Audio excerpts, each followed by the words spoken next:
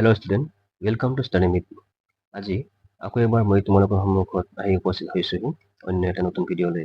আজিৰ ভিডিঅ'ত মই তোমালোকৰ অষ্টম শ্ৰেণীৰ বিজ্ঞানৰ প্ৰথম অধ্যায় লেচন 1 শস্য উৎপাদন আৰু ব্যৱস্থাপনা এই পাঠটোৰ আলোচনা আৰু প্ৰশ্নোত্তৰসমূহ আলোচনা কৰিম। তোমালোকে কাগজ কলম বহি উলিয়াই ল'বা। আহা আমি পাঠটোলৈ যাওঁ। শস্য উৎপাদন আৰু ব্যৱস্থাপনা আমি সকলোৱে জানো, গাঁৱৰ যিসকলে গাঁৱত বসবাস কৰে তেওঁলোকে শস্য উৎপাদন আৰু ইয়াৰ ব্যৱস্থাপনাৰ বিষয়ে সকলোৱে ভালদৰে জানে। শস্য উৎপাদন প্ৰধানত কৃষি পদ্ধতিৰ লগত জড়িত, মানে কৃষি ব্যৱস্থাৰ লগত শস্য উৎপাদন জড়িত হৈ আছে। শস্য কাক বুলি কোৱা হয়? একে জাতৰ উদ্ভিদ সৰহকৈ একে ঠাইতে খেতি কৰিলে তাক শস্য বুলি কোৱা হয়। উদাহৰণস্বৰূপে কি কৈছে ইয়াতে, তোমাৰ ঘেঁহু শস্য বুলি ক'লে সেই পথাৰত ঘেঁহুৰে খেতি কৰা শস্য বুলি বুজিব লাগিব, হয়নে? যদি আমি ঘেঁহুৰ শস্য বুলি কওঁ তেতিয়াহ'লে সেই পথাৰত কেৱল ঘেঁহুৰে খেতি কৰা হৈছে। যদি আমি মৰাবতৰ শস্যৰ কথা কওঁ তেতিয়াহ'লে এই পথাৰখনত কেৱল মৰাবতৰ খেতিয়ে কৰা হৈছে। বা আমি যদি ধানৰ শস্য বুলি কওঁ তেতিয়াহ'লে সেই পথাৰখনত কি কৰা হৈছে? ধানৰ খেতি কৰা হৈছে। ইতিমধ্যে গম পাইছে যে বিভিন্ন ধৰণৰ শস্য আছে। কি আছে? বিভিন্ন ধৰণৰ শস্য আছে, যেনে ধানজাতীয় শস্য, শাক পাচলি, ফল মূল, বতৰৰ ভিত্তিত এই শস্যসমূহ কি কৰে বা শ্ৰেণী বিভাজন কিন্তু কৰিব পাৰি। তোমালোকে ইয়াতে দৰকাৰী কি আছে, শস্য কাক বোলে, এইটো তোমালোকৰ দৰকাৰী পৰীক্ষাত প্ৰশ্ন এইটো আহিব। শস্য কাক বোলে উদাহৰণ দিয়া, এই ধৰণৰ প্ৰশ্ন কিন্তু আহিব পাৰে, তোমালোকে মনত ৰাখিবা। আমাৰ দেশখন এখন বিশাল দেশ, মানে ভাৰতবৰ্ষ এখন বহুত ডাঙৰ ৰাষ্ট্ৰ, আৰু এই দেশত কি হয়, বিভিন্ন স্থানত উষ্ণতা, আৰ্দ্ৰতা, বৰষুণৰ পৰিমাণ, জলবায়ু বেলেগ বেলেগ হয়, ঠাইভেদে কি হয় বেলেগ বেলেগ হয়। সেইকাৰণে আমাৰ দেশত বছৰত দুটা কি কৰা হয়, খেতি দুটা ভাগত ভাগ কৰা হৈছে। শস্য অনুযায়ী কি হৈছে, আমি দুটা ভাগত ভাগ কৰিছো। যেনে কি, এক খাৰিফ শস্য। খাৰিফ শস্য কাক বোলে?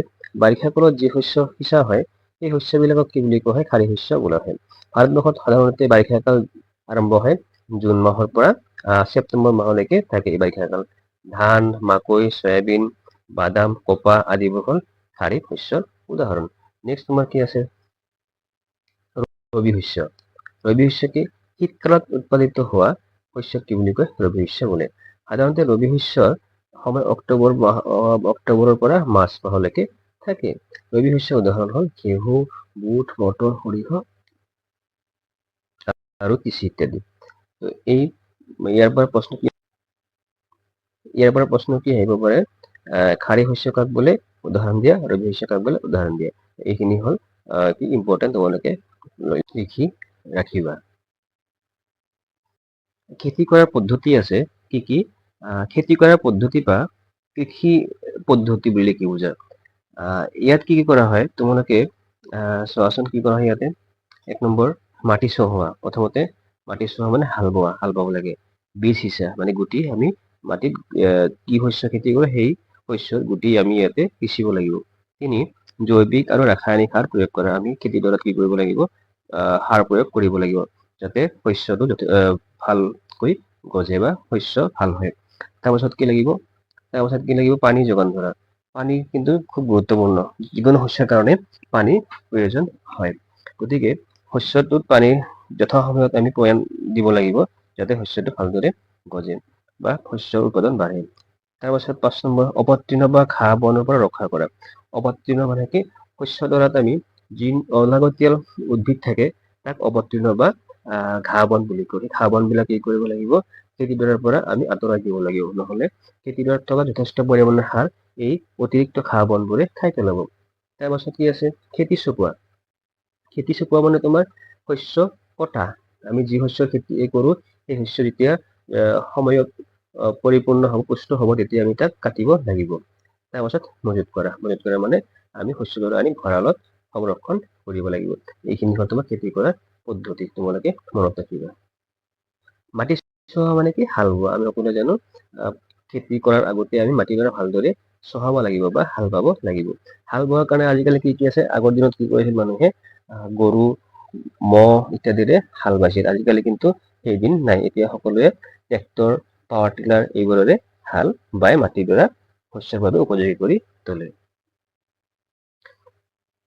ইয়াতে এটা কথা কৈছে যে কেঁচুৱে কি কৰে? মাটি ঢিলা কৰে, হয়নে? মাটিত থকা অণুজীৱৰ সংখ্যা বৃদ্ধিত সহায় কৰে। তো এই কেঁচু আৰু অণুজীৱসমূহ কি বুলি কয় জানেনে? খেতিয়কৰ বন্ধু বুলি কোৱা হয়। খেতিয়কৰ বন্ধু বুলিলে কাক কয় তোমালোকে মনত ৰাখিবা। কেঁচু আৰু অণুজীৱসমূহ কি বুলি কয়? খেতিয়কৰ বন্ধু বুলি কোৱা হয়। কিয়নো সিহঁতে মাটিক কোমল কৰাৰ লগতে মাটিখিনি হিউমাছৰ পৰিমাণ বঢ়ায়। তোমালোকে হিউমাছ মানে কি জানা হয়নে? শস্যৰ অলাগতিয়াল বা গছৰ পাত, ডাল, জীৱ-জন্তু এইবোৰ পচি সাৰ হোৱাটোকে কি বুলি কয়? হিউমাছ বুলি কয়। খেতি কৰাৰ সঁজুলি কি কি আছে? খেতিৰ সঁজুলি তোমাৰ আছে বীজ সিঁচাৰ আগতে মাটিডৰা চহাই মাটিখিনি গুৰি কৰি ল'ব লাগে যাতে শস্যৰ উৎপাদন বেছি হয়। মাটি চহাবৰ বাবে ব্যৱহৃত প্ৰধান সঁজুলিসমূহ হ'ল হাল, কোৰ, মৈ, দলিমাৰি আৰু যান্ত্ৰিক হাল। এইকেইটা হ'ল তোমাৰ মাটি চহোৱা সঁজুলি। খেতিৰ হাল মানে কি? অতি প্ৰাচীন কালৰ পৰাই মাটি চহ কৰা, শস্যত সাৰ প্ৰয়োগ কৰা, অৱতীৰ্ণ নিৰোৱা, চপৰা ভঙা ইত্যাদি কামত হালৰ ব্যৱহাৰ হৈ আহিছে। এইবিধ সঁজুলি কাঠেৰে নিৰ্মিত আৰু ইয়াত এহাল বলদ বা ম'হৰ দ্বাৰা টনা হয়। হাল মানে নাঙলেৰে হাল বোৱাটোকে হাল বুলি কয় হয়নে? ইয়াক গৰু ম'হৰ দ্বাৰা কি কৰা হয়? ব্যৱহাৰ কৰা হয়।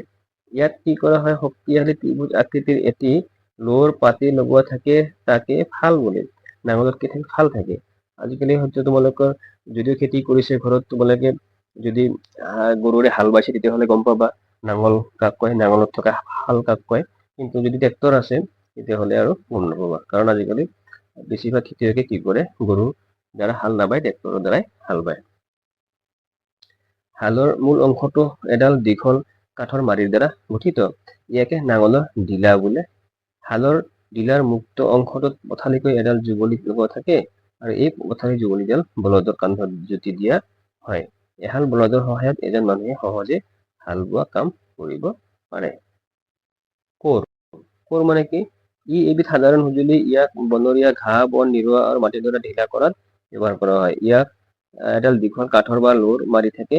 মাৰিডালৰ এটা মূৰত বহল আৰু চেপেটা ভাঁজ কৰা লোৰ পাত লগোৱা থাকে, যি ঘাঁহ বন বা মাটি কটাত ব্লেডৰ কাম কৰে। এই কোৰবিলাকক প্ৰাণীৰ সহায়ত চলোৱা হয়। কোৰ মানে কি? কোদাল। আমি যেনেকৈ কোদাল খেতি কৰোঁতে যে আমি আলি কাটোতে কোদাল ব্যৱহাৰ কৰোঁ বা মাটি ঢিলা কৰিবলৈ বা মাটিৰ আমি যদি ঘাঁহ বন নিয়াবলৈ যদি ব্যৱহাৰ কৰোঁ, সেইটো কোৰ বা কোদাল বুলি কয়। এতিয়া তোমালোকে এইটো নাঙলৰ ছবি দিছে হয়নে? এইটো কি বুলি কয়? এইটো হ'ল যুঁৱলি। গৰুৰ কাণত যে কাটি দিছে এইটো যুঁৱলি। এইটো হ'ল নাঙল আৰু এইটো হ'ল ইয়াতে হ'ল ফাল। কিন্তু কি বুলি কয়? নাঙলৰ ফাল বুলি কয়। এইটো বগা এইটো ফাল হয়নে? এইটো হ'ল নাঙলৰ নাল। এইটো কি বুলি কয়? নাল বুলি কয়। এনেদৰে এই গৰুৰে নাঙলেৰে হাল বায়। এইটো হ'ল কোৰৰ ছবি বা কোদালৰ ছবি। এইটো আধুনিক কোৰ এইটো হয়নে? পৰম্পৰাগত কোৰ আমাৰ সকলোৰে ঘৰতে আছে হয়তো। এইটো হ'ল আধুনিক তাৰমানে কোদাল। তাৰপাছত যান্ত্ৰিক হাল কাক কয়? আজিকালি ট্ৰেক্টৰৰ দ্বাৰা চলোৱা যান্ত্ৰিক হালেৰে মাটি চহোৱা হয়। ট্ৰেক্টৰৰ ব্যৱহাৰে খেতিয়কৰ শাৰীৰিক শ্ৰম কমাইছে আৰু সময়ো ৰাহি কৰিছে হয়নে? ট্ৰেক্টৰৰ সহায়ত আমি কম সময়তে অধিক মাটি চহাব পাৰোঁ। তাৰপাছত কি তোমাৰ বীজ সিঁচা। বীজ আমি কেনেদৰে সিঁচিব লাগে? বীজ সিঁচাটো হ'ল শস্য উৎপাদন আটাইতকৈ প্ৰয়োজনীয় কাম। বীজ সিঁচাৰ আগতে উন্নত জাতৰ বীজ বাছি ল'ব লাগে। উন্নত জাতৰ বীজ সাধাৰণতে চফাকৈ ৰখা তথা নিৰোগী ভাল সঁচৰ পৰা গোটোৱা হয়। খেতিয়কে সাধাৰণতে ইয়াক উৎপাদনক্ষম বীজে নিৰ্বাচন কৰে। বীজ মানে কি? আমি যি শস্য খেতি কৰোঁ সেই শস্যৰ বীজ ৰোপণ কৰাটোৱে সিঁচাটোৱে বীজ সিঁচা বুলি কয়। বীজ সিঁচাৰ আগতে আমি বীজ নিৰ্বাচন কৰিব লাগিব হয়নে? আমি কেনে বীজ নিৰ্বাচন কৰিম? আমি যদি উৎপাদন বেছি পাব বিচাৰোঁ তেতিয়াহ'লে আমি বীজ তেনেদৰে ভাল বীজ নিৰ্বাচন কৰিব লাগিব। তোমালোকে আজিকালি দেখিছাই বজাৰত বহুতো বেলেগ বেলেগ উন্নত জাতৰ বীজ ওলায়। কিছুমান হাইব্ৰিড বীজ, হাইব্ৰিড মানে যিটো বীজে নেকি অধিক উৎপাদন দিয়ে। যিকোনো শস্যৰ উৎপাদন বৃদ্ধি কৰে হাইব্ৰিড বীজে। সেইবাবে আমি কম মাটিতে যাতে বেছি শস্য উৎপাদন কৰিব পাৰোঁ তাৰ বাবে সদায় উন্নত বীজ নিৰ্বাচন কৰিব লাগে। আহাচোন আমি চাওঁ বীজ কেনেদৰে নিৰ্বাচন কৰোঁ। আমি বীজবিলাক যদি পানীত তিয়াই দিওঁ তেতিয়াহ'লে আমি দেখিম যে কিছুমান বীজ যিবোৰ বীজ নেকি গধুৰ আৰু ভাল সেই বীজবোৰ পানীৰ তললৈ গুচি যায় আৰু যিবোৰ বীজ নেকি ফোপোলা সেই বীজসমূহ পানীত উপঙি উঠে আৰু সেই উপঙি উঠা বীজবোৰ আমি আঁতৰাই দিলে ভাল বীজখিনি বেয়া বীজৰ পৰা পৃথক হৈ যায়। তাৰ পাছত নিৰ্বাচন কৰা বীজসমূহ কি কৰা হয়, সিঁচিব লাগে। আৰু আমি যদি ব্যৱসায় ভিত্তিক খেতি কৰোঁ, বেছিকৈ খেতি কৰিলে তেতিয়াহ'লে বীজসমূহ আমি কি কৰোঁ, যন্ত্ৰৰ সহায়ত সিঁচো। বীজ সিঁচা যন্ত্ৰ আছে, সেই বীজ সিঁচা যন্ত্ৰৰ দ্বাৰা সিঁচো। আৰু যদি কম খেতি 1 বিঘা 2 বিঘা, তেতিয়াহ'লে আমি হাতেৰেই সেই কাম কৰিব পাৰোঁ। বীজ সিঁচাৰ কাৰণে কি থাকে, ট্ৰেক্টৰ সহায়তো আজিকালি বীজ সিঁচিব পাৰি।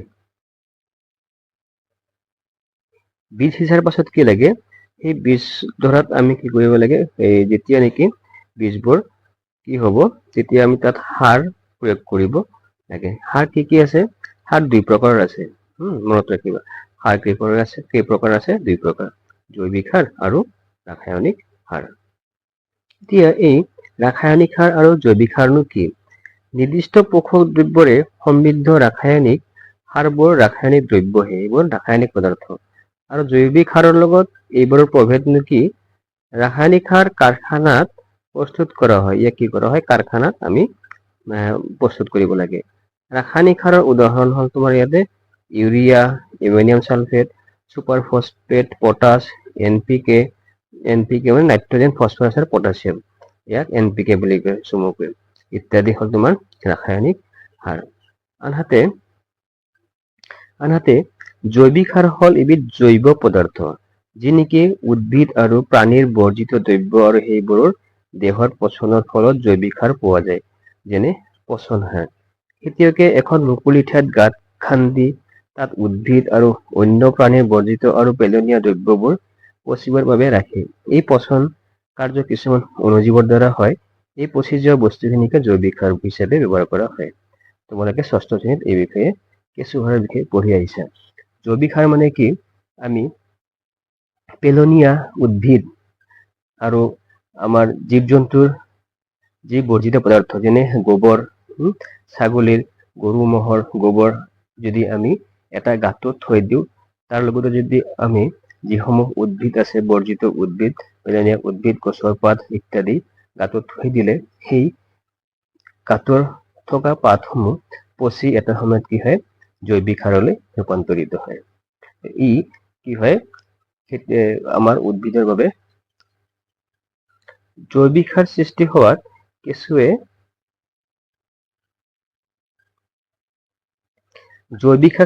কিন্তু কেঁচুৱে সহায় কৰে। সেইকাৰণে কি কোৱা হয়, কেঁচুক কি কোৱা হয়, খেতিয়কৰ বন্ধু বুলি কোৱা হয়।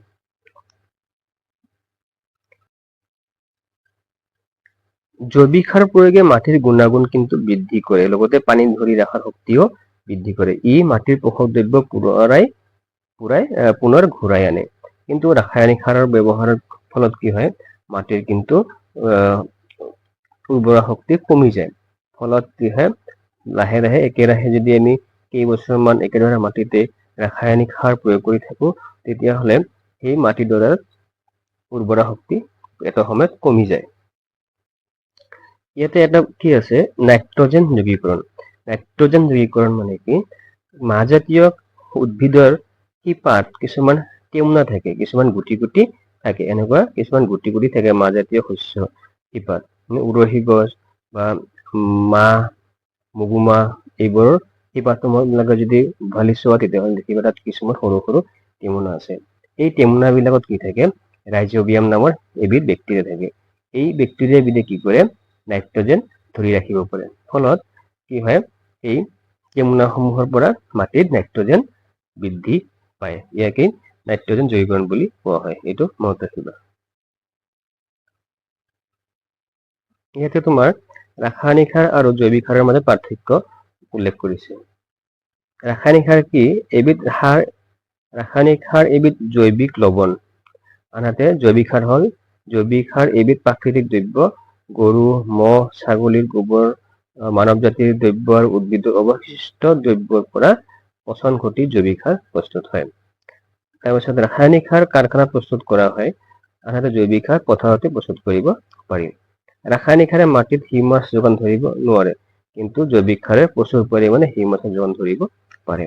ৰাসায়নিক সাৰ উদ্ভিদৰ পোষক দ্ৰব্য নাইট্ৰজেন, ফসফৰাছ আৰু পটাছিয়াম প্ৰচুৰ পৰিমাণে যোগান ধৰিব পাৰে, কিন্তু জৈৱিক সাৰত উদ্ভিদৰ প্ৰয়োজনীয় পোষক দ্ৰব্য তুলনামূলকভাৱে কম থাকে।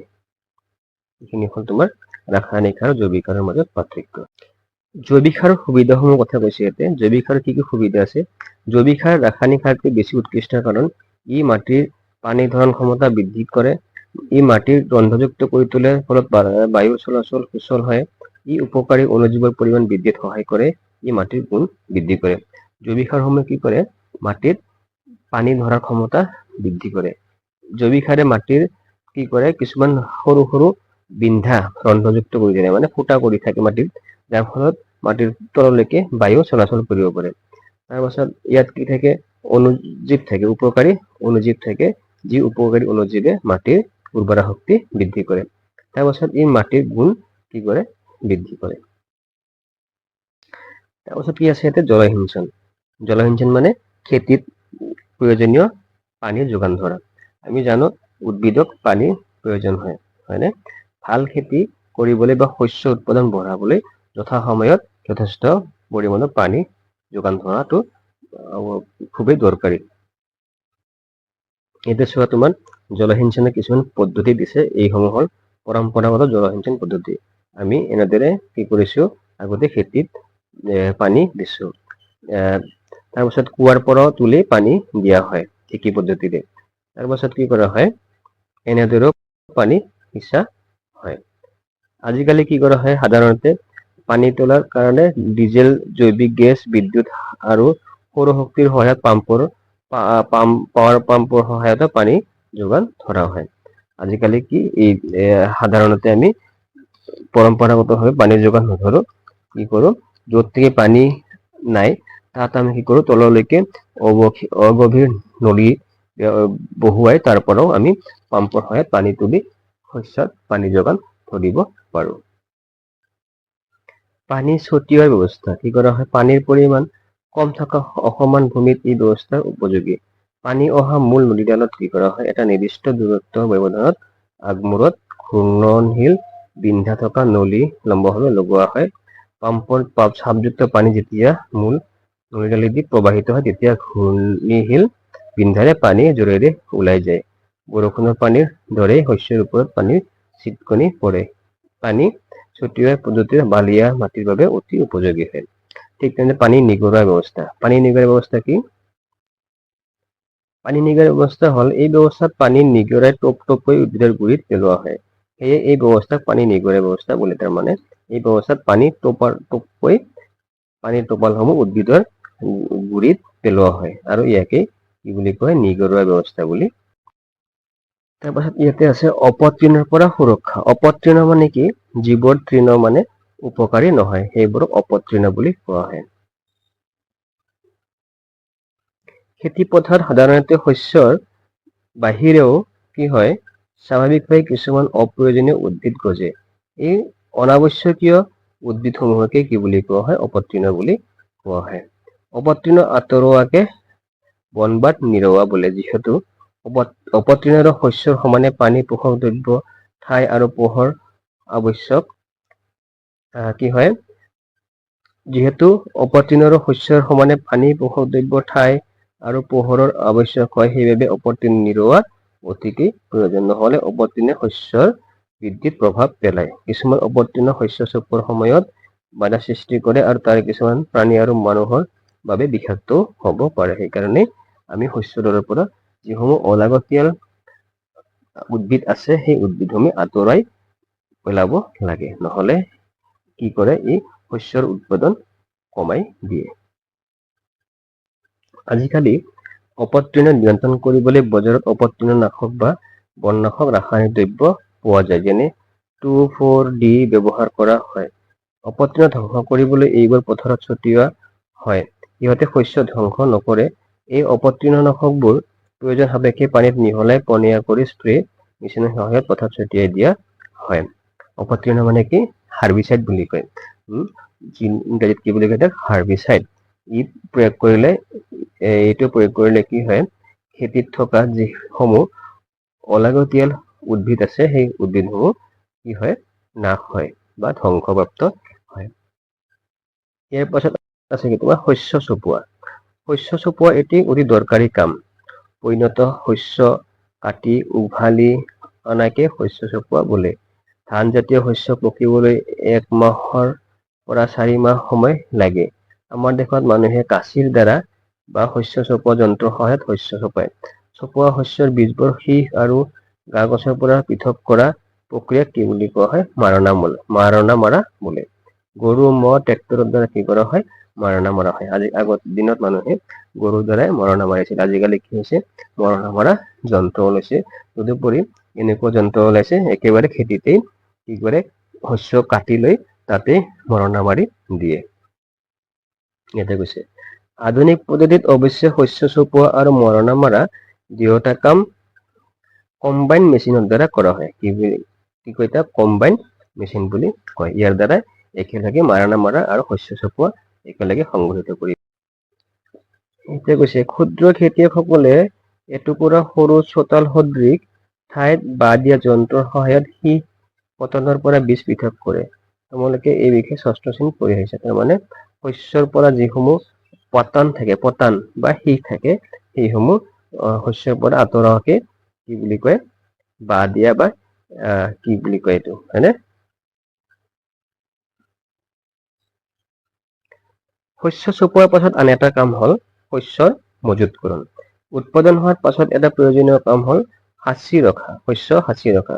যদি শস্যৰ বীজসমূহ বহুদিনৰ বাবে ৰাখিব লগা হয় তেতিয়াহ'লে বীজবোৰক আৰ্দ্ৰতা, কীট-পতংগ, এন্দুৰ আৰু অণুজীৱৰ পৰা বচাই ৰাখিব লাগিব।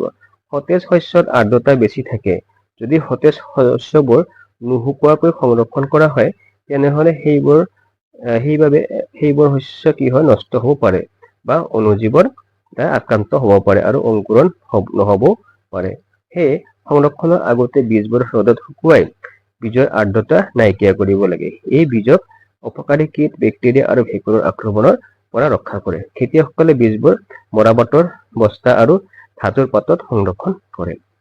তাৰমানে শস্য যেতিয়া আমি কাটি লৈ মৰণা মাৰি চাফা কৰিম তেতিয়া প্ৰধান কাম হ'ল শস্যখিনি সাঁচি ৰখা। আৰু শস্য সাঁচি ৰাখিবলৈ হ'লে শস্যসমূহত কি থাকে? যথেষ্ট পানী থাকে। নতুনকৈ হোৱা শস্যসমূহত যথেষ্ট পানী থাকে। সেই পানীসমূহ কি কৰিব লাগে? ৰ'দত ভালদৰে শুকুৱাই ল'ব লাগে। নহ'লে কি হয়? সেইবোৰ কি হয়? তেনেকৈ যদি আমি নুশুকুৱাকৈ সাঁচি ৰাখো শস্যৰ বীজবোৰ কি হৈ যায়? নষ্ট হৈ যায়। শস্যসমূহ আমি ক'ত সংৰক্ষণ কৰোঁ? আমি ভঁৰাল বা যাক চাইলো বুলি কয়, ইংৰাজীত চাইলো বুলি কয়, ভঁৰালত আমি ৰাখো। ভঁৰালত ৰাখিলে কি হয়? শস্যসমূহ বহুদিনলৈ বেয়া নোহোৱাকৈ থাকে। ঘৰত শস্য সংৰক্ষণৰ বাবে শুকান নিমপাত ব্যৱহাৰ কৰা হয়। ডাঙৰ গুদাম ঘৰত নিৰ্দিষ্ট কিছুমান ৰাসায়নিক দ্ৰব্যৰ ব্যৱহাৰেৰে অপকাৰী কীট আৰু অণুজীৱৰ পৰা ৰক্ষা কৰি শস্য মজুত কৰা হয়। এতিয়া আমি দেখিলো যে উদ্ভিদে আমাক কি দিয়ে? খাদ্য প্ৰদান কৰে। ঠিক তেনেদৰে উদ্ভিদৰ দৰে প্ৰাণীয়েও আমাক বিভিন্ন খাদ্যৰ যোগান ধৰে। সাগৰৰ উপকূলত বাস কৰা সৰহসংখ্যক মানুহে মাছক প্ৰধান খাদ্য হিচাপে গ্ৰহণ কৰে। উদ্ভিদৰ পৰা পোৱা খাদ্যসমূহৰ বিষয়ে তোমালোকে আগৰ শ্ৰেণীত পাই আহিছা।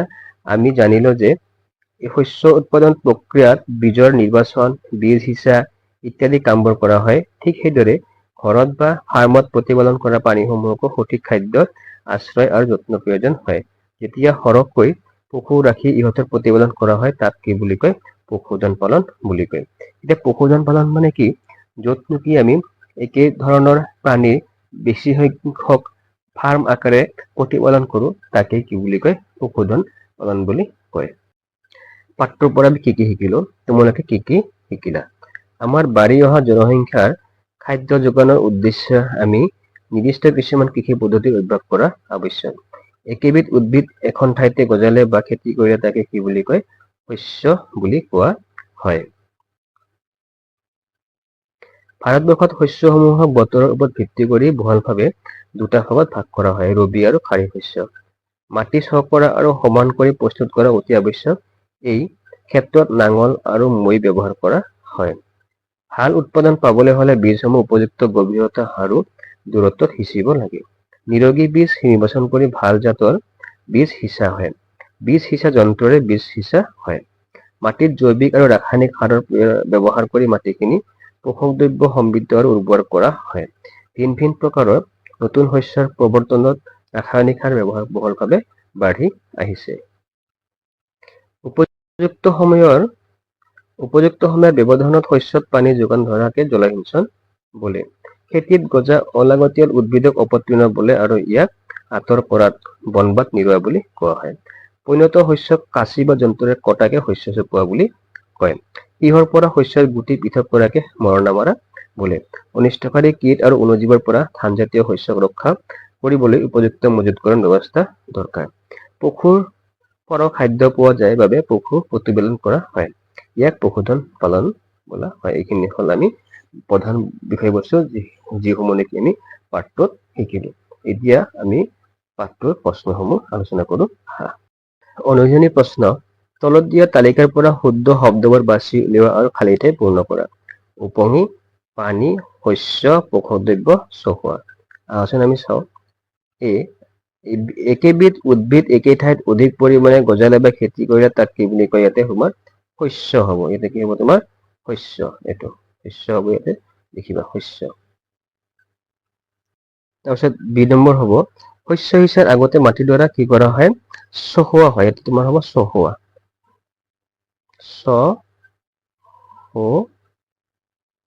চহোৱা হ'ব ইয়াতে। ৩ নম্বৰ আছে, নষ্ট হোৱা বীজবোৰত পানীত কি হ'ব? উপঙি থাকে, হয়নে? কি হ'ব? নষ্ট হোৱা বীজবোৰ পানীত উপঙি থাকে। ইয়াতে হ'ব তোমাৰ উপঙি। ডি, শস্যৰ বৃদ্ধিৰ বাবে প্ৰচুৰ সূৰ্যৰ পোহৰ আৰু মাটিৰ পৰা কি সাৰ আৰু পানীৰ প্ৰয়োজন হয়। ইয়াতে সাৰ আৰু ইয়াতে পানী লিখিবা। সাৰটো নাই, ইয়াতে কি পোষক দ্ৰব্য। কি হ'ব? ইয়াতে পোষক দ্ৰব্য আৰু ইয়াতে হ'ব পানী। শস্যৰ বৃদ্ধিৰ বাবে কি কৰা হয়? শস্যৰ বৃদ্ধিৰ বাবে প্ৰচুৰ সূৰ্যৰ পোহৰ আৰু মাটিৰ পৰা পোষক দ্ৰব্য আৰু পানীৰ প্ৰয়োজন হয়। এইখিনি হয় তোমাৰ খালী ঠাই। এতিয়া চাওচোন ২ত কি কৈছে? এ স্তম্ভৰ লগত বি স্তম্ভ মিলোৱা। এৰ লগত বি মিলাব দিছে। একেবাৰে সহজ। পৰীক্ষাত এনেধৰণৰ প্ৰশ্ন আহে। খাৰিফ শস্য কি? যিবোৰ শস্য বাৰিষা কালত হয় সেইবোৰক কি বুলি কয়? খাৰিফ শস্য। ইয়াতে কোনটো হ'ব? ধান আৰু গোমধান। এইটো 1 হ'ব। এইটো হ'ব 1। তাৰপিছত ৰবি শস্য কি হ'ব? খৰালি কালত হোৱা। কি হয় খৰালি কালত? এইটো ২ নম্বৰটো। ২ নম্বৰ এইটো হ'ব ২ নম্বৰ। ঠিক তেনেদৰে ৩ নম্বৰ আছে ৰাসায়নিক সাৰ। ৰাসায়নিক সাৰ কোনবোৰ? ইউৰিয়া আৰু ছুপাৰ ফছফেট হ'ল ৰাসায়নিক সাৰ। ঠিক তেনেদৰে জৈৱিক সাৰ কি? পানী আৰু উদ্ভিদৰ দ্ৰব্য, গৰুৰ গোবৰ, গোমূত্ৰ আৰু অৱশিষ্ট দ্ৰব্য ইত্যাদি হ'ল তোমাৰ জৈৱিক সাৰ। এইটো আহচোন আমি এইকেইটা আস্তানি মিলাও। খাৰিফ শস্য হ'ল তোমাৰ এইটো, ৰবি শস্য হ'ল তোমাৰ এইটো, ৰাসায়নিক সাৰ হ'ল এইটো, জৈৱিক সাৰ হ'ল তোমাৰ এইটো, আৰু কি আছে? এইকেইটাই হ'ব তোমাৰ। ইয়াতে বেছি দিছে গৰুৰ খাদ্য, এইটো নহয়। পাজত লগাবলৈ এইটো বেছিকৈ দিছে। গতিকে তোমালোকে এইকেইটা এনেদৰে মিলাই ল'বা। প্ৰত্যেকৰে দুটাকৈ উদাহৰণ দিয়া। খাৰিফ শস্য, ৰবি শস্য। খাৰিফ শস্যৰ উদাহৰণ কি? ধান, মাকৈ। ৰবি শস্যৰ উদাহৰণ কি? বুট মাহ, মটৰ মাহ, মগু মাহ। তোমালোকে লিখি ল'বা। ৪ নম্বৰ, তলত দিয়া সমূহৰ বিষয়ে নিজা শব্দৰে একোটাকৈ দফা লিখা। Question number 4, answer. তলত দিয়া সমূহৰ বিষয়ে নিজা শব্দৰে একোটাকৈ দফা লিখা। তলত দিয়া সমূহৰ বিষয়ে নিজা শব্দৰে একোটাকৈ দফা লিখা। তাৰমানে একোটাকৈ পেৰাগ্ৰাফ লিখিব দিছে। এ, মাটি চহোৱা। মাটি চহোৱা মানে কি? শস্য উৎপাদনৰ প্ৰথম স্তৰটোৱেই হৈছে মাটি চহোৱা। মাটিডৰা হাল বাই বা কোৰেৰে খান্দি তল ওপৰ কৰি ঢিলা কৰা প্ৰক্ৰিয়াটোকেই মাটি চহোৱা বোলে। ইয়াৰ ফলত কি হয়? মাটিৰ তলৰ পুষ্টিকৰ দ্ৰব্যসমূহ ওপৰলৈ আহে। ঢিলা মাটিত উদ্ভিদৰ শিপা সহজে তললৈ সোমাই যাব পাৰে আৰু শিপাই সহজে উশাহ ল'ব পাৰে। তদুপৰি মাটি চহালে কেঁচু আৰু উপকাৰী অণুজীৱৰ বৃদ্ধিত সহায় হয়। চহোৱা মানে কি? হাল বোৱা। হাল বোৱা মানে হ'ল মাটিডৰা খান্দি তল ওপৰ কৰা আৰু ঢিলা কৰা। কিয়নো ঢিলা কৰিলে মাটিত উদ্ভিদৰ শিপাই সহজে খোপনি গুটিব পাৰে আৰু তাৰ পৰা সাৰ পানী ল'ব পাৰে। লগতে উদ্ভিদৰ শিপাই উশাহ লওঁতেও সহজ হয়। উদ্ভিদৰ শিপাই কিন্তু উশাহ লয়। আৰু নৰম মাটিত কি হয়? উপকাৰী অণুজীৱে বাস ল'ব পাৰে সহজতে আৰু উপকাৰী অণুজীৱৰ বৃদ্ধি হয়। যেনে কেঁচু আৰু অন্যান্য অণুজীৱ ঢিলা মাটিত সহজে বাস ল'ব পাৰে বা বংশবৃদ্ধি কৰিব পাৰে। তাৰপিছত আছে বীজ সিঁচা। বীজ সিঁচা হৈছে শস্য উৎপাদনৰ আটাইতকৈ গুৰুত্বপূৰ্ণ স্তৰ। মাটি চহোৱাৰ পিছত উন্নত মানদণ্ডৰ পৰিষ্কাৰ আৰু সুস্থ বীজ বাছনি কৰি পথাৰত সিঁচা হয়। বীজবোৰ সঠিক দূৰত্বত আৰু সঠিক গভীৰতাত সিঁচিব লাগে যাতে প্ৰতিটো গুটিয়ে পৰ্যাপ্ত সূৰ্যৰ পোহৰ, পানী আৰু পুষ্টিকৰ দ্ৰব্য পাব পাৰে। আজিকালি ট্ৰেক্টৰৰ লগত সংলগ্ন চিড ড্ৰিল যন্ত্ৰৰ সহায়ত আধুনিক পদ্ধতিৰে সঠিকভাৱে বীজ সিঁচা হয়। বীজ সিঁচা হৈছে কি? শস্য উৎপাদন আটাইতকৈ গুৰুত্বপূৰ্ণ স্তৰ। আমি মাটি চহালো, হাল বালো, তাৰ পাছত যদি আমি বীজ তাতে নিদিওঁ তেতিয়াহ'লে উদ্ভিদ কেনেকৈ হ'ব? শস্য কেনেকৈ হ'ব? সেইবাবে মাটি চহোৱাৰ পাছত প্ৰথম কাম হ'ল আমি তাতে বীজ সিঁচিব লাগিব। আৰু বীজবোৰ সিঁচোতে কি কৰিব লাগিব? এটা নিয়ম মাফিক কৰিব লাগিব যাতে বীজসমূহ নিৰ্দিষ্ট দূৰত্বত পৰে। একে লগত যদি বহুত কেইটা বীজ থাকে তেতিয়াহ'লে সেই বীজসমূহৰ পৰা সঠিক উদ্ভিদ কি নহ'ব? নগজিব বা গজিলেও সিহঁতে ভালদৰে ডাঙৰ দীঘল নহ'ব। সেইকাৰণে বীজসমূহ যাতে এটা নিৰ্দিষ্ট দূৰত্বত থাকে, সমান দূৰত্বত থাকে, তাৰ বাবে আমি কি কৰোঁ? কিছুমান বীজ সিঁচা যন্ত্ৰ আছে। আজিকালি কি আছে? ট্ৰেক্টৰৰ লগতে তেনেকুৱা বীজ সিঁচা যন্ত্ৰ থাকে, লগোৱা থাকে। আৰু সেই ট্ৰেক্টৰেই কি কৰে? বীজ সিঁচি দিব পাৰে। বন-বাট নিৰোৱা। বন-বাট নিৰোৱা মানে কি? খেতি পথাৰত মূল শস্যৰ লগতে আপোনা আপুনিকৈ গজি উঠা অলাগতিয়াল উদ্ভিদবোৰক অপতৃণ বা বন-বাট বোলে। এই বন-বাটবোৰ উঘালি বা কাটি পেলোৱা প্ৰক্ৰিয়াটোক বন-বাট নিৰোৱা বোলে। অপতৃণবোৰে পানী, সাৰ, সূৰ্যৰ পোহৰ আৰু ঠাইৰ বাবে মূল শস্যৰ লগত প্ৰতিযোগিতা কৰি শস্যৰ বৃদ্ধিত বাধা জন্মায়। সেয়েহে খেতিডৰাত মাজে মাজে নিৰাই থকাটো অতি প্ৰয়োজন। খতিয়নিৰ সহায়ত বা ৰাসায়নিক অপতৃণনাশক ছটিয়াই এই কাম কৰা হয়। যে আমি শস্যডৰা কেনেদৰে নিৰোৱাৰ ব্যৱস্থা কৰোঁ? তাত থকা শস্যত থকা যি অলাগতিয়াল ঘাঁহ বন আছে সেইবোৰ আমি উভালি পেলাওঁ বা কাটি পেলাওঁ বা তাত আমি কীটনাশক বা অপতৃণনাশক ছটিয়াই সেইবোৰ আমি তাৰ পৰা নাইকিয়া কৰোঁ। তাৰপাছত আছে মাৰণা মাৰা। মাৰণা মাৰা মানে কি? পুৰঠ হোৱা শস্য চপোৱাৰ পিছত শস্যৰ গছ বা ঠাৰিৰ পৰা গুটি বা বীজবোৰ পৃথক কৰা প্ৰক্ৰিয়াটোকে মাৰণা মৰা বোলে। সাধাৰণতে চপোৱা শস্যবোৰ ৰ'দত শুকুৱাই লৈ গৰু ম'হৰ সহায়ত গছকি বা সৰু খেতিয়কসকলে ডাঙৰ সঁজুলিত কোবাই এই কাম কৰে। আজিকালি ডাঙৰ পথাৰত থ্ৰেচাৰ বা কম্বাইন নামৰ যন্ত্ৰৰ সহায়ত অতি সহজে আৰু সোনকালে মৰণা মৰা হয়। মৰণা মৰা মানে কি? আমি শস্য যেতিয়া নেকি পুৰঠ হ'ব, পকিব খেতিত, তেতিয়া আমি তাক কাটি অনাৰ পাছত কি কৰোঁ? শস্যৰ ঠাৰিৰ পৰা শস্যৰ গুটিসমূহ পৃথক কৰোঁ। আৰু এই পৃথক কৰা প্ৰক্ৰিয়াটোক কি বুলি কয়? মাৰণা মৰা বুলি কয়। আজিকালি মাৰণা মৰাৰ নতুন কি ওলাইছে? যন্ত্ৰ ওলাইছে। তদুপৰি এটা কি ওলাইছে? কম্বাইন নামৰ যন্ত্ৰ ওলাইছে, যাৰ সহায়ত নেকি খেতিতেই শস্য চপোৱাও হয়, লগে লগে মৰণা মৰাও হয়। কেৱল মৰণা মৰা মানে কি তোমালোকে বুজি পালা এতিয়া যে শস্য ঠাৰিৰ পৰা শস্যসমূহ গুচোৱা বা পৃথক কৰা যিটো প্ৰক্ৰিয়া তাকেই মৰণা মৰা বুলি কয়। সৰু সৰু কৃষকে কি কৰিছিল? আগতে গৰুৰে বা জীৱ জন্তুৰে গছকি এই প্ৰক্ৰিয়াটো কৰিছিল। আজিকালি কিন্তু ট্ৰেক্টৰ ওলাইছে বা তেনেধৰণৰ মেচিন ওলাইছে, যাৰ দ্বাৰা এই মৰণা মৰা কাম অতি সহজ হৈ পৰিছে। 5 নম্বৰ, জৈৱিক সাৰৰ লগত ৰাসায়নিক সাৰৰ প্ৰভেদ কি? জৈৱিক সাৰৰ লগত ৰাসায়নিক সাৰৰ পাৰ্থক্য কি?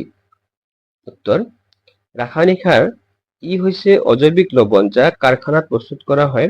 ৰাসায়নিক সাৰে মাটিত কোনো ধৰণৰ হিউমাছ যোগদান ধৰিব নোৱাৰে। আনহাতে জৈৱিক সাৰ ই হৈছে এবিধ প্ৰাকৃতিক দ্ৰব্য, গোবৰ, উদ্ভিদৰ অৱশিষ্ট আদি পচি সৃষ্টি হোৱা, যাক পথাৰত প্ৰস্তুত কৰিব পাৰি। জৈৱিক সাৰে মাটিত প্ৰচুৰ পৰিমাণে হিউমাছৰ যোগান ধৰে আৰু মাটিৰ গুণাগুণ বৃদ্ধি কৰে। এইটো হ'ল পাৰ্থক্য। প্ৰভেদ মানে কি? পাৰ্থক্য। জৈৱিক সাৰ আৰু ৰাসায়নিক সাৰৰ মাজত তোমাৰ পাৰ্থক্য ক'ব দিছে। ৰাসায়নিক সাৰ হৈছে কি ইয়াক কাৰখানাত প্ৰস্তুত কৰিব লাগে, ই মাটিৰ হিউমাছ যোগান ধৰিব নোৱাৰে। কিন্তু জৈৱিক সাৰে কি কৰে? ই প্ৰাকৃতিকভাৱে প্ৰস্তুত কৰিব পাৰি। ই মাটিত প্ৰচুৰ পৰিমাণে হিউমাছৰ যোগান ধৰিব পাৰে আৰু মাটিৰ গুণাগুণ বৃদ্ধি কৰে। কিন্তু ৰাসায়নিক সাৰে এটা সময়ত কি হয়? মাটিৰ গুণ নষ্ট কৰি পেলাই। যদি আমি একেৰাহে বহু বছৰ ধৰি এডৰা মাটিত ৰাসায়নিক সাৰ প্ৰয়োগ কৰি থাকো, তেতিয়াহ'লে এটা সময়ত সেই মাটিডৰাৰ গুণাগুণ নষ্ট হৈ যায়। কিন্তু জৈৱিক সাৰৰ ব্যৱহাৰ কৰিলে মাটিৰ গুণাগুণ নষ্ট নহয়, বৃদ্ধিহে হয়। পাৰ্থক্য তোমালোকে চাবা, পৰীক্ষাত আহে। 6 নম্বৰ, জলসিঞ্চন কি? পানী সংৰক্ষণ কৰা জলসিঞ্চনৰ দুটা পদ্ধতি বৰ্ণনা কৰা।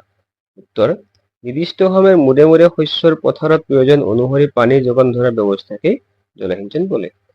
তাৰমানে কি? নিৰ্দিষ্ট সময়ৰ মূৰে মূৰে যেতিয়াই প্ৰয়োজন হয় শস্যত আমি পানী দিব লাগে, আৰু এই পানী দিয়া যিটো পদ্ধতি তাকেই কি বুলি কয়? জলসিঞ্চন বুলি কয়। পানী সংৰক্ষণ কৰা দুটা আধুনিক পদ্ধতি হ'ল চিপচিপিয়া ব্যৱস্থা, স্প্ৰিংকলাৰ চিষ্টেম। এই ব্যৱস্থাত পাম্পৰ সহায়ত পানী জোৰেৰে পাইপেৰে পঠোৱা হয় আৰু ঘূৰ্ণীয়মান নজেলৰ জৰিয়তে বৰষুণৰ দৰে শস্যৰ ওপৰত পানী ছটিয়াই দিয়া হয়। তাৰপাছত 2 নম্বৰ হ'ল টোপাল পৰা ব্যৱস্থা, যাক ড্ৰিপ চিষ্টেম বুলি কয় ইংৰাজীত। এই ব্যৱস্থাত পানী নিচেই লাহে লাহে টোপাল টোপালকৈ উদ্ভিদৰ গুৰিত পেলোৱা হয়, ফলত পানীৰ একেবাৰে অপচয় নহয়। ইয়াক কি বুলি কয়? ড্ৰিপ চিষ্টেম বুলি কয়। এই দুটা হ'ল পানী সংৰক্ষণৰ পদ্ধতি, তোমালোকে মনত ৰাখিবা। 7 নম্বৰ, বৰ্ষা ঋতুত যদি ঘেঁহু সিঁচা হয় তেতিয়া কি হ'ব আলোচনা কৰা। ঘেঁহু এবিধ ৰবি শস্য। ইয়াক শীতকালত খেতি কৰা হয় আৰু ইয়াৰ বাবে কম পানীৰ প্ৰয়োজন হয়। যদি বৰ্ষা ঋতুত বা খাৰিফ ঋতুত ঘেঁহু সিঁচা হয়, তেতিয়া অত্যাধিক বৰষুণৰ পানী জমা হোৱাৰ ফলত ঘেঁহু গছবোৰ পচি যাব পাৰে বা ইহঁতৰ বৃদ্ধি বাধাপ্ৰাপ্ত হ'ব পাৰে। ফলস্বৰূপে শস্যৰ উৎপাদন একেবাৰে কমি যাব বা খেতি সম্পূৰ্ণৰূপে নষ্ট হ'ব পাৰে। 8, একেলেঠাৰিয়ে শস্যৰ উৎপাদন কৰিলে মাটিডৰাত কেনে প্ৰভাৱ পৰে বৰ্ণনা কৰা। উত্তৰ: একেলেঠাৰিয়ে শস্যৰ উৎপাদন কৰিলে মাটিডৰাত পুষ্টিকৰ দ্ৰব্যৰ অভাৱ ঘটিব পাৰে। শস্যবোৰে মাটিৰ পৰা প্ৰয়োজনীয় খনিজ পদাৰ্থ আৰু পুষ্টিকৰ দ্ৰব্যসমূহ শোষণ কৰি লয়। ফলত একেদৰে মাটিতে বছৰৰ পাছত বছৰ ধৰি একেৰাহে খেতি কৰি থাকিলে মাটিৰ উৰ্বৰতা দ্ৰুতগতিত হ্ৰাস পায়। সেয়েহে কৃষকসকলে মাটিৰ উৰ্বৰতা ঘূৰাই আনিবলৈ পথাৰত নিয়মীয়াকৈ সাৰ প্ৰয়োগ কৰিব লগা হয় বা শস্য চক্ৰায়ন, ক্ৰপ ৰোটেশ্যন পদ্ধতি অৱলম্বন কৰিব লাগে। কি কৈছে তোমাৰ? একেলেঠাৰিয়ে যদি আমি একেদৰে মাটিতে বাৰে বাৰে খেতি কৰি থাকো, একেটা খেতি কৰি থাকো, তেতিয়াহ'লে কি হয়? সেই মাটিত সেই শস্যৰ বাবে প্ৰয়োজনীয় যিখিনি খনিজ পদাৰ্থ থাকে বা পুষ্টিকৰ দ্ৰব্য থাকে, সেই আটাইখিনি বস্তু কমি যায়। কাৰণ একেটা শস্যই একে ধৰণৰ খনিজ পদাৰ্থই কি কৰিব? গ্ৰহণ কৰিব। ফলত সেই জাতীয় খনিজ পদাৰ্থ কমি যাব। যাৰ ফলত বছৰে বছৰে আমি যদি সেই খেতিটো কৰি থাকো, তেতিয়াহ'লে এটা সময়ত মাটিত সেই খনিজ পদাৰ্থ নোহোৱা হৈ যাব। ফলত মাটিডৰাত কি হ'ব? খেতি হ্ৰাস পাব। আৰু কৃষকসকলে ইয়াৰ কাৰণে কি কৰে? মাটিৰ উৰ্বৰতা ঘূৰাই আনিবলৈ নিয়মীয়াকৈ কি কৰিব লাগে? সাৰ প্ৰয়োগ কৰিব লগা হয়।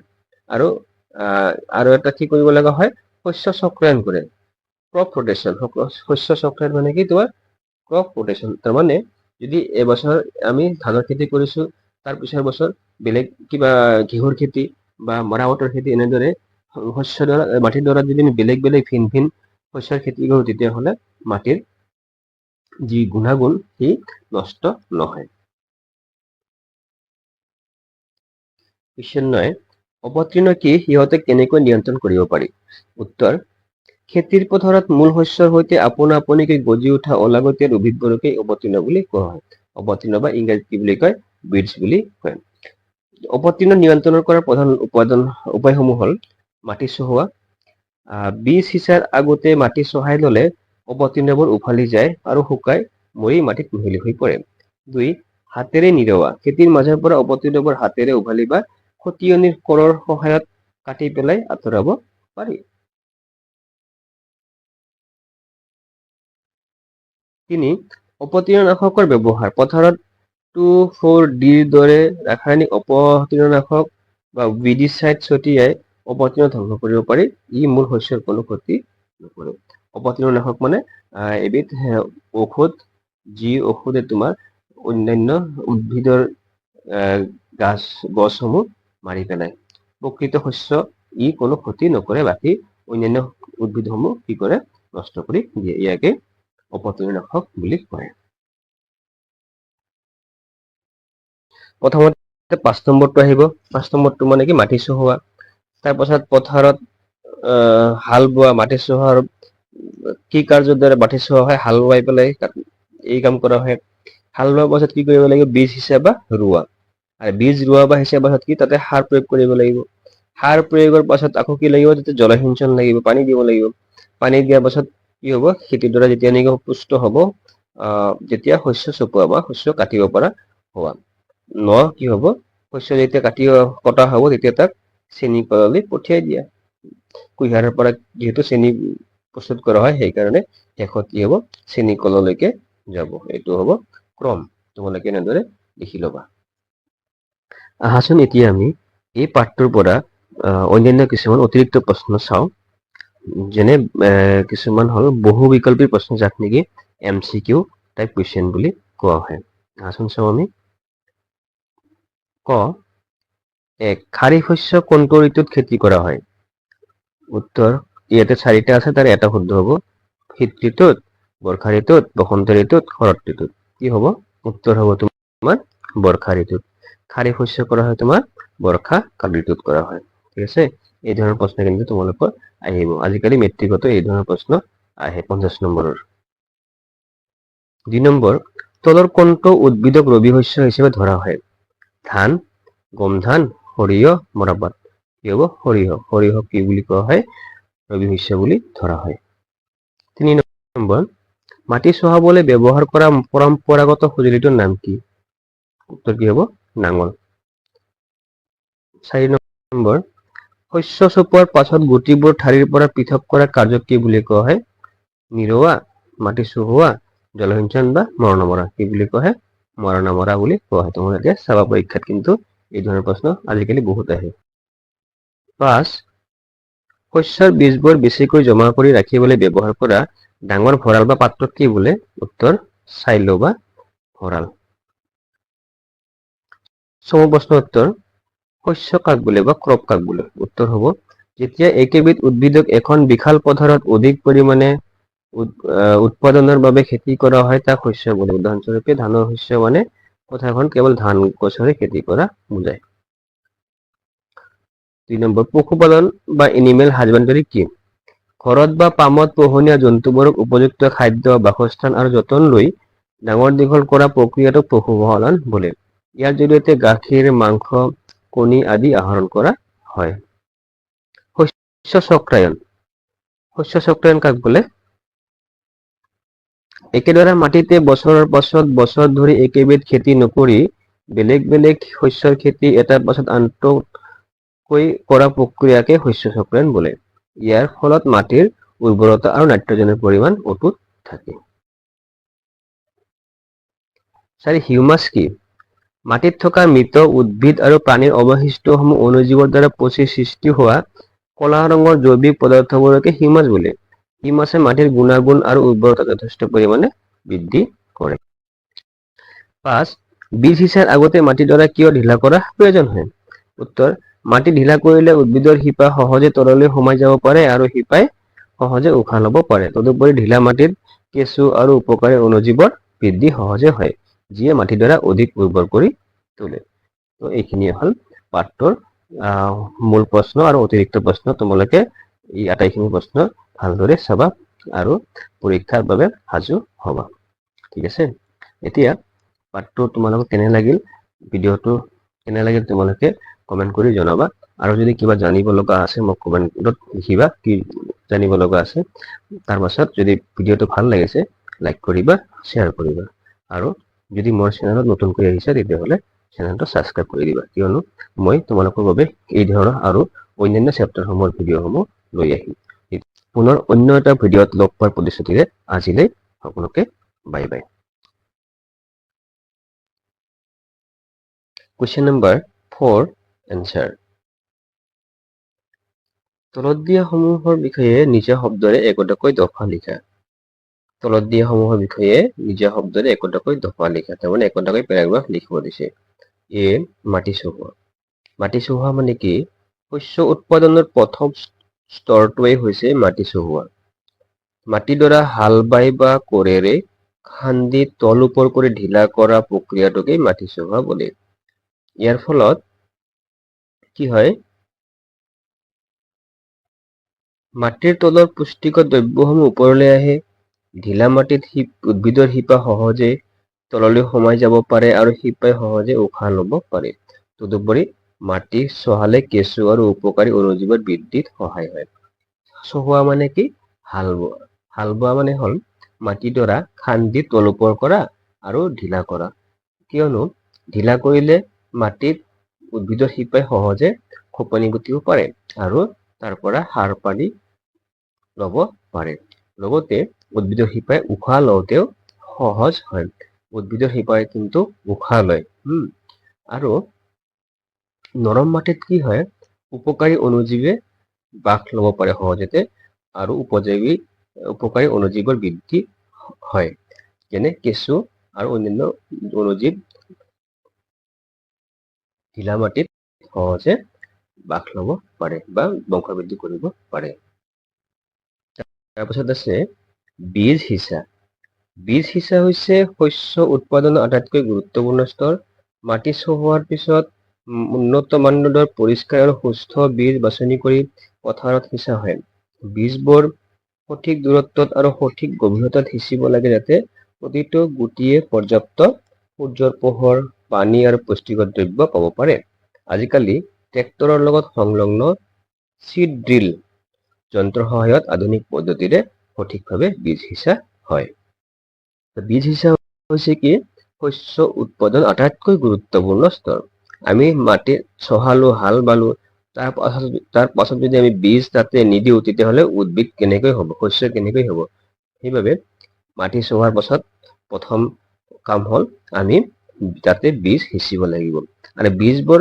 সিঁচোতে কি কৰিব লাগিব এটা নিয়ম মাফিক কৰিব লাগিব যাতে বীজসমূহ নিৰ্দিষ্ট দূৰত্বত পৰে একে লগত যদি বহুত কেইটা বীজ থাকে তেতিয়াহ'লে সেই বীজসমূহৰ পৰা সঠিক উদ্ভিদ কি নহ'ব নগজিব বা গজিলেও সিহঁতে ভালদৰে ডাঙৰ দীঘল নহ'ব সেইকাৰণে বীজসমূহ যাতে এটা নিৰ্দিষ্ট দূৰত্বত থাকে সমান দূৰত্বত থাকে তাৰ বাবে আমি কি কৰোঁ কিছুমান বীজ সিঁচা যন্ত্ৰ আছে আজিকালি কি আছে ট্ৰেক্টৰৰ লগতে তেনেকুৱা বীজ সিঁচা যন্ত্ৰ থাকে লগোৱা থাকে আৰু সেই ট্ৰেক্টৰেই কি কৰে বীজ সিঁচি দিব পাৰে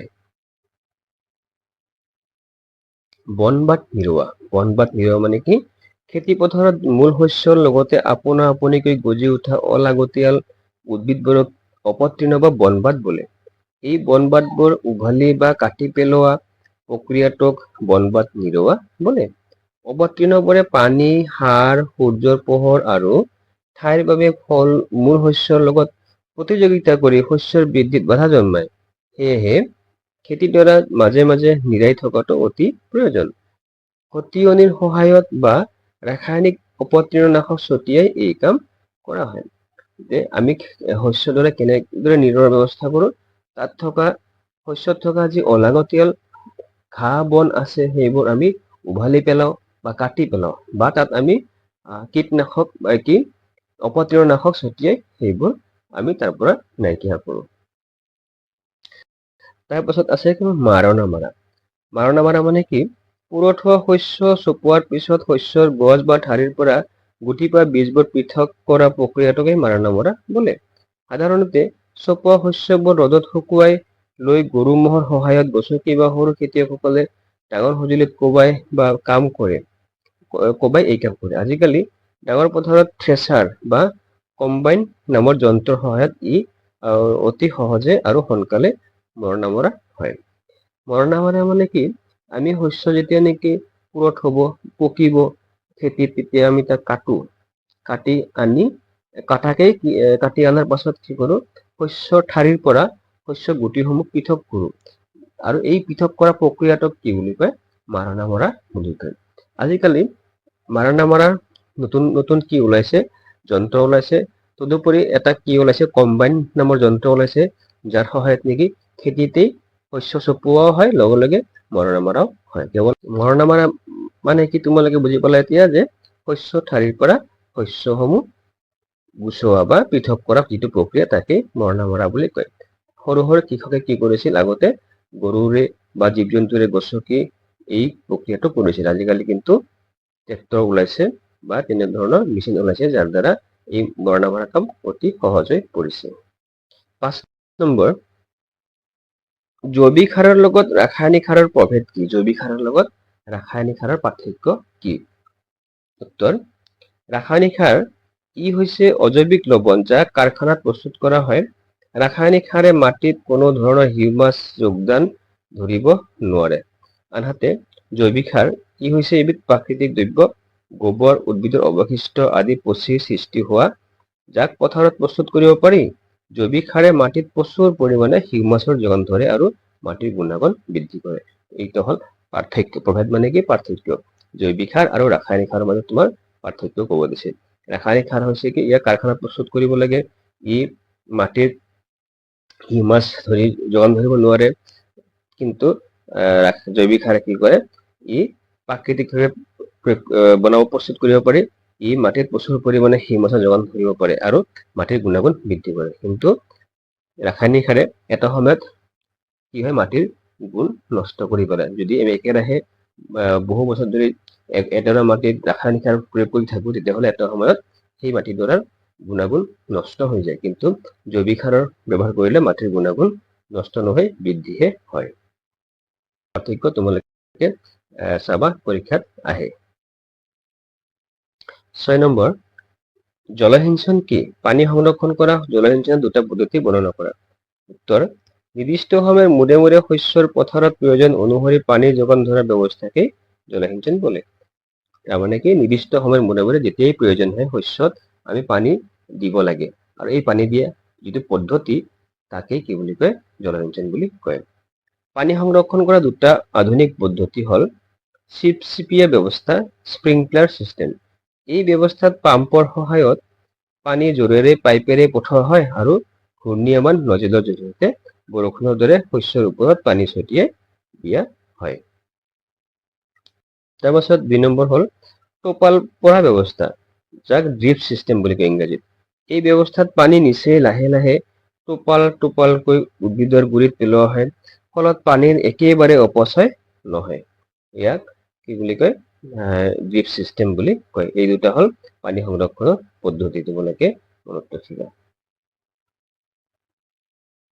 7 নম্বৰ, বৰ্ষা ঋতুত যদি ঘেঁহু সিঁচা হয় তেতিয়া কি হ'ব, আলোচনা কৰা। ঘেঁহু এবিধ ৰবি শস্য। ইয়াক শীতকালত খেতি কৰা হয় আৰু ইয়াৰ বাবে কম পানীৰ প্ৰয়োজন হয়। যদি বৰ্ষা ঋতুত বা খাৰিফ ঋতুত ঘেঁহু সিঁচা হয়, তেতিয়া অত্যাধিক বৰষুণৰ পানী জমা হোৱাৰ ফলত ঘেঁহু গছবোৰ পচি যাব পাৰে বা ইহঁতৰ বৃদ্ধি বাধাপ্ৰাপ্ত হ'ব পাৰে। ফলস্বৰূপে শস্যৰ উৎপাদন একেবাৰে কমি যাব বা খেতি সম্পূৰ্ণৰূপে নষ্ট হ'ব পাৰে। 8, একেলেঠাৰিয়ে শস্যৰ উৎপাদন কৰিলে মাটিডৰাত কেনে প্ৰভাৱ পৰে বৰ্ণনা কৰা। উত্তৰ, একেলেঠাৰিয়ে শস্যৰ উৎপাদন কৰিলে মাটিডৰাত পুষ্টিকৰ দ্ৰব্যৰ অভাৱ ঘটিব পাৰে। শস্যবোৰে মাটিৰ পৰা প্ৰয়োজনীয় খনিজ পদাৰ্থ আৰু পুষ্টিকৰ দ্ৰব্যসমূহ শোষণ কৰি লয়। ফলত একেদৰে মাটিতে বছৰৰ পাছত বছৰ ধৰি একেৰাহে খেতি কৰি থাকিলে মাটিৰ উৰ্বৰতা দ্ৰুতগতিত হ্ৰাস পায়। সেয়েহে কৃষকসকলে মাটিৰ উৰ্বৰতা ঘূৰাই আনিবলৈ পথাৰত নিয়মীয়াকৈ সাৰ প্ৰয়োগ কৰিব লগা হয় বা শস্য চক্ৰায়ন, ক্ৰপ ৰোটেশ্যন পদ্ধতি অৱলম্বন কৰিব লাগে। কি কৈছে তোমাৰ একে লেঠাৰে যদি আমি একেডৰা মাটিতে বাৰে বাৰে খেতি কৰি থাকো, একেটা খেতি কৰি থাকো, তেতিয়াহ'লে কি হয় সেই মাটিত সেই শস্যৰ বাবে প্ৰয়োজনীয় যিখিনি খনিজ পদাৰ্থ থাকে বা পুষ্টিকৰ দ্ৰব্য থাকে, সেই আটাইখিনি বস্তু কমি যায়। কাৰণ একেটা শস্যই একে ধৰণৰ খনিজ পদাৰ্থই কি কৰিব গ্ৰহণ কৰিব, ফলত সেই জাতীয় খনিজ পদাৰ্থ কমি যাব। যাৰ ফলত বছৰে বছৰে আমি যদি সেই খেতিটো কৰি থাকো, তেতিয়াহ'লে এটা সময়ত মাটিত সেই খনিজ পদাৰ্থ নোহোৱা হৈ যাব। ফলত মাটিডৰাত কি হ'ব খেতি হ্ৰাস পাব। আৰু কৃষকসকলে ইয়াৰ কাৰণে কি কৰে, মাটিৰ উৰ্বৰতা ঘূৰাই আনিবলৈ নিয়মীয়াকৈ কি কৰিব লাগে, সাৰ প্ৰয়োগ কৰিব লগা হয়।